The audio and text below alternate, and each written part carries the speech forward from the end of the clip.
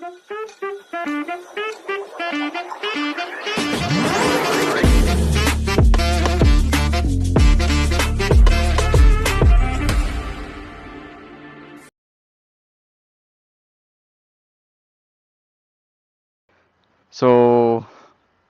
hi guys.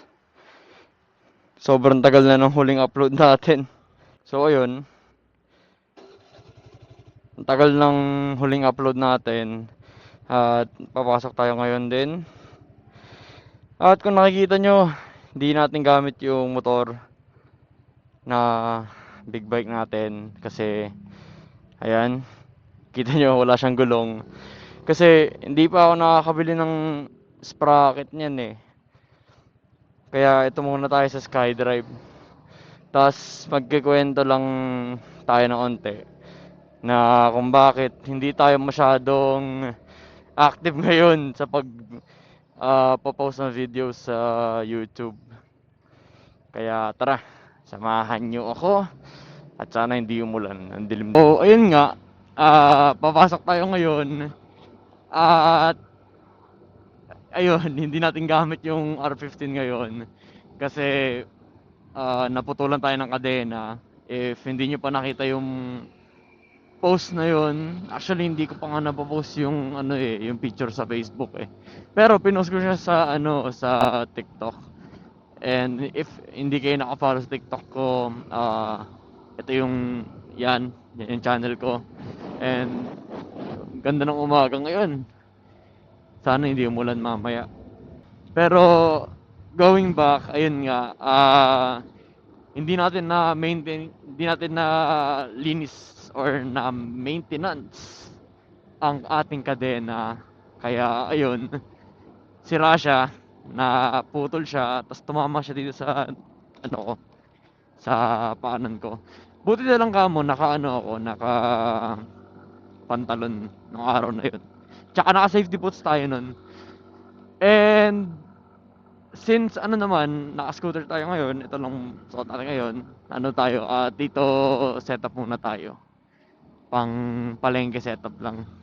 At ang nangyari nito is nasiraan ako dito lang malapit sa amin. Pero ang ginawa ko na lang is tinulak ko siya pababa. Simula dun sa amin, pababa. Tas pagpasok dun sa may subdivision mismo, dun na ako nagtulak, which is sobrang nakakahingal.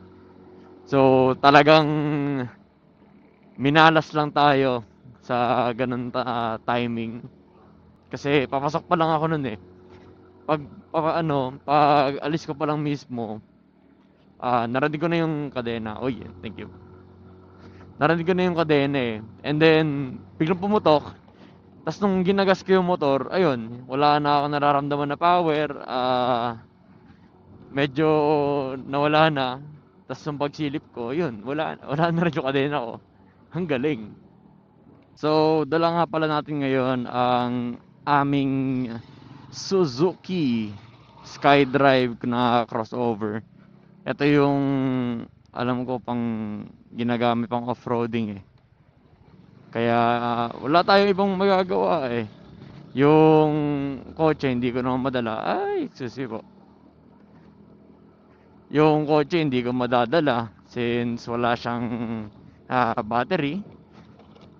And yung motor natin hindi natin magamit kasi nga walang kadena, tsaka nakabaklas yung gulong. So ang ano natin dito ngayon talaga is no choice, scooter gaming tayo. Siguro gamit ko na rin tong motor na to for the past week na rin. Halos 1 week ko na rin yata ang gamit ng motor na to. Hindi rin kasi ako makahanap ng ano eh, ng chain na set for TR15. Kasi naghahanap kami, umabot ako Muson, Taytay, Cainta, tas pag-akyat rin dito sa Antipolo, lahat ng mga nakita kong shop is wala daw silang stock or hindi talaga sila supplier or nagbebenta ng ganong klaseng chain set na ano for the motor. Pero if ever guys, na may masasuggest kayo na shop na kayang mag-handle o merong kapit na mga accessories or mga upgrades sa mga big bikes, do comment down below kung nasan yung shop na yun. Kasi malaking tulong talaga yun. Ngayon nagigets ko na kung bakit bihira lang halos gamitin ng mga big bike users yung mga motor nila. Kasi grabe pala talaga yung pyesa. Maghahanap ka rin ng maghahanap ka talaga eh. So para sa akin sobrang hassle nun. Kaya grabe talaga, shoutout sa mga big bike users natin diyan at nakakahanap ng mga pyesa nila ng sandalian lang. Ayun, isa pa ring pag-uusapan natin ngayon is bakit hindi na frequent or hindi masyadong ah, nag-a-upload sa YouTube. Kasi meron akong tatlong rason dyan. So ang una is syempre schoolwork. Medyo busy ang schedule namin ngayon at hindi ko masyadong naano yung channel natin since ang usual kong plano is pag uwi sa bahay, tulog, ganun, pagising, pasok ulit. And ganun lang talaga yun, repeat lang talaga. Kaya hindi ko masyado rin na maintain yung yung kadena sa motor. Kasi ayun nga, umuulan and then matutuyo, tas anong gagawin ko? Pag-uwi ko, tanggal ng gamit, tulog, tas gising ulit. Tas paulit-ulit na lang. Ayun. Ayan, naputol tuloy yung yung chain. At ang pangalawa nito na rason is medyo tinatamad ako. Ayun yung sakit, sabi nga ni Torky. Sipag mag-vlog, tamad mag-edit, which is totoo naman. Parang ngayon, ang daldal natin, tas pagdating naman sa editing, parang bahala na, sige. Dito na lang muna to sa may file na to. At ang pangatlong rason natin kung bakit hindi tayo masyado nag-a-upload is ginagamay ko ang settings ng Insta360 X3 natin. Kasi if ever gagawin ko siyang secondary cam natin, kukuha tayo ng Action 5 which hindi pa nare-release ng DJI, pero nagkaroon na tayo ng post about their current or their new product na ayun nga, yung Action 5. So, for me parang magandang in ano yan. So, for me parang magandang investment talaga yun. Yung kukunin natin yung camera ng DJI, which is okay naman. Compare dun sa may iba pa, which is Insta Ace Pro. Ito nga ang DJI action cam nila. And yung sa GoPro.